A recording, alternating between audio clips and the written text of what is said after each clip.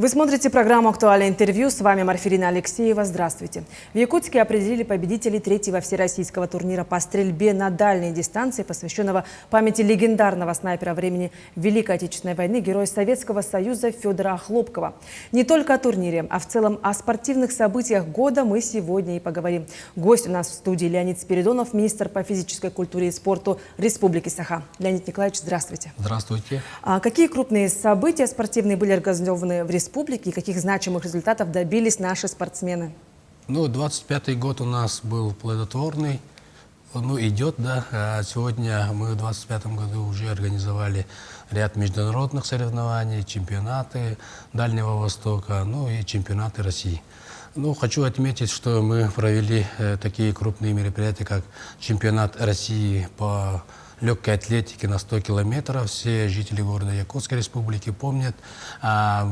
В рамках этого чемпионата мы провели тоже забег, любительские забеги Олонко, поэтому привлечены были очень много людей. Сегодня уже люди, которые занимаются бегом, каждым годом увеличивается, поэтому проведение чемпионата был для них праздником спорта. Кроме этого, мы в этом году провели турнир Романа Михайловича Дмитриева, международный, ежегодный, да, и провели всероссийский турнир по танцевальному спорту, где приехали самые лучшие танцоры с нашей страны и принимали участие здесь, в городе Якутске, впервые. Также по мероприятиям хочу отметить, вместе с Министерством образования проведен был финальный этап Олимпиады школьников по предмету физкультура, где наши ребята тоже показали хорошие результаты и стали победителями Всероссийской Олимпиады по физкультуре. Также у нас в республике крупное мероприятие, это все знают тоже, 22-е спортивные игры по национальным видам спорта Манчары, где мы провели в Татарском Улусе на высоком организационном уровне. Участников в этом году было больше, около 2000 спортсменов. И, конечно же, посетили эти игры где-то около 20 тысяч человек. Поэтому этот год мы также провели много различных соревнований, которые ежегодно проводим. И у нас до конца года еще есть ряд соревнований. Недавно вы посетили чемпионат мира по масс-рестлингу в Монголии. Хотелось бы узнать, как вам организация и как прошел чемпионат в целом? Чемпионат мира по масс-рестлингу ежегодно мы начали где-то 2 года, 3 года. До этого чемпионат мира проводился раз в 4 года. Потом 2 года, и мы уже потом сделали, чтобы чемпионат мира прошел ежегодно.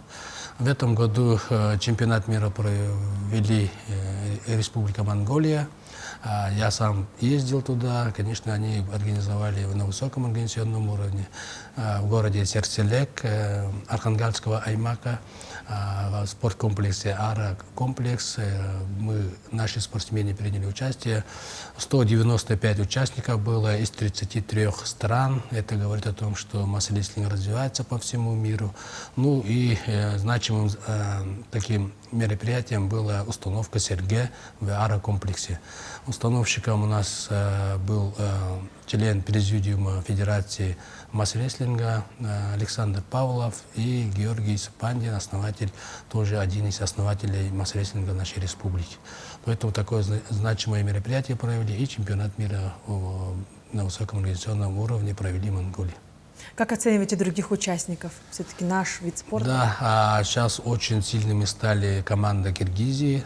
Они и раньше были сильными, но сегодня уже команда Монголии очень сильно подтянулась и уже начали выигрывать многие мировых лидеров по масс-рестлингу.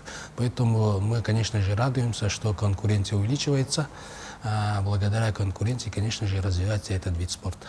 Мгм. Ну и вот на прошлой неделе также очень масштабный турнир прошел, да, на стрельбе на дальней дистанции в полигоне Сулус. И хотелось бы узнать, вот какое значение имеет данный турнир для развития стрелкового спорта у нас в регионе и как вообще все прошло. Ну, благодаря Юрию Петровичу Трудневу мы уже третий раз проводим этот турнир.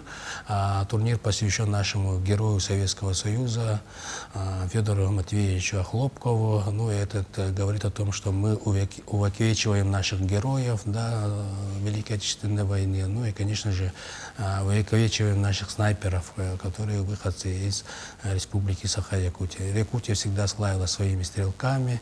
Ну и этот турнир тоже показывает, что Якутия на сегодняшний день тоже имеет хороших стрелков, потому что мы первый турнир, дневной турнир выиграл у нас Сергей Яковлев, выстрелив 2 километра. Ну, а второй турнир выигрывали приезжие, да, мы в прошлом году заняли только 4-е место. Ну, а в этом году тоже нас порадовали Леонид Архангельский и Михаил Ефимович, которые выиграли в дисциплине «День». Ну, еще хочу отметить, что мастерство наших стрелков и всех стрелков увеличивается. Как пример хочу сказать, что в прошлом году в ночном стрельбе попали 1700 победитель, да, 1000 километров 700 метров попали и выиграли, а в этом году уже поставили рекорд 2 километра 100 метров. Поэтому каждым годом мастерство участников увеличивается, ну и количество участников каждый год увеличивается. Мы сегодня благодарим, да, Арсена Сергеевича и Юрия Петровича. Благодаря этому турниру развиваются стрелковые виды спорта в Российской Федерации, ну и, конечно же, в нашей республике. Ну вот хотелось бы узнать поподробнее о программе «Земский тренер». Да, как идет реализация, какие первые результаты, возможно, уже есть? Ну, в этом году Министерство спорта Российской Федерации запустило программу «Земский тренер». Мы очень рады этому, потому что у нас тоже такая проблема есть в районах. Ну и сегодня мы рады, что попали в эту программу первыми, да, потому что не в всех регионах сейчас запущено. Это у нас только в Дальнем Востоке и новых регионах Российской Федерации. Якутия сегодня получила 3 квоты, да, такие? Квоты, да, для того, чтобы в этом году реализовали. Мы уже делаем указ главы по этой программе и скоро уже будем отрабатывать по вакансиям, которые есть в районах. В этом году 3, а в следующем году уже будет 18, и по следующему году тоже 18 таких квот будут выделять в Республику Саха-Якутия. Поэтому это даст, конечно же, развитие спорта в районах, в сельских поселениях. Ну и будем помогать. Там тренеру выделяется 2 миллиона рублей. Расскажите о строительстве спортивных объектов у нас в Якутии. Ну, у нас за 5 лет построено 44 спортивных объекта, и в 2025 году мы должны ввести 7 объектов. 3 объекта уже введены. Это в Сунтарском улусе бассейн Байкал, в Татинском улусе, где мы провели игры Манчары, стадион на 1000 мест и большой спортивный комплекс тоже в Итыккуле. Также в этом году мы должны закончить строительство 2 модульных залов. Это в Дюрбинском районе Чапанда и в Татинском улусе село Черкех. Кроме этого, у нас есть умная площадка в Вилюйском районе, в городе Вилюйска, где уже заканчивает свое строительство, и на днях уже мы ведем этот объект. Вот. Ну и, конечно же, ведутся строительство спортивных объектов в Верхневилюйском районе, Усалданском и Томпонском улусах. А вот что по поводу обеспечения современной спортивной техникой в этих залах? И в селах только. Все обеспечение техникой и оборудованием входит в проектно-сметную документацию этих объектов, поэтому, когда вводится объект, уже все эти объекты оснащены оборудованием и инвентарем. И вот еще в предыдущие годы титулованные российские лыжники, биатлонисты приезжали на сборы на лыжную базу в Валдане. Сохранится ли данная традиция? Планируется ли приезд лыжного спорта вообще в этом году? Какие-то планы, возможно? Да, это уже стало традицией, да, в наших командах биатлона Российской Федерации и лыжных гонках. Ежегодно они приезжают в город Алдан, проводятся там соревнования, сборы совместные. Мы очень рады, что к нам приезжают ежегодно олимпийские чемпионы, чемпионы мира, все известные люди, которые в этих видах спорта есть в Российской Федерации.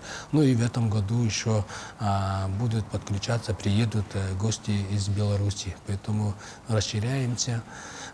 Ну и, конечно же, жители города Алдана очень рады, что они не только приезжают тренироваться, они показывают свое мастерство, встречаются с детьми в школах, ну и делятся своим опытом молодое поколение лыжников.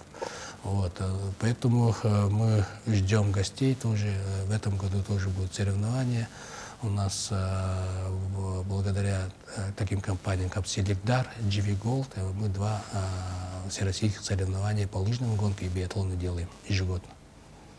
Вот я заметила, что с Республики Беларусь спортсменов очень много стало, да, в последние годы приезжать. Они приезжают, да. Да, и вот хотелось бы еще узнать, возможно, у нас есть немножко времени, о том, какие еще крупные, возможно, просто масштабные соревнования до конца этого года еще планируются. В этом году у нас еще планируется крупное мероприятие, как вы знаете, ежегодно. Это Дмитрия Петровича Коркина. Мы проведем его 14 по 16 ноября. Также уже готовится, подготовка идет к профессиональному боксу. Ежегодно мы с городом Якутском этот турнир проводим. Ну и сейчас на стадии подготовки тоже турнир Eagle FC по смешанным боевым искусством, да, который тоже ежегодно проводим. Как вы знаете, Eagle FC проводится под эта компания Хабиба Нурмагомедова, поэтому мы ждем тоже хороших боев и хороших бойцов в этом году. По 3 больших спортивных мероприятия, а так ежедневно у нас республиканские соревнования, мероприятия проводятся. Что ж, Леонид Николаевич, спасибо, что вы уделили время и ответили на наши вопросы. Спасибо. Это была программа «Актуальное интервью». До встречи в эфире.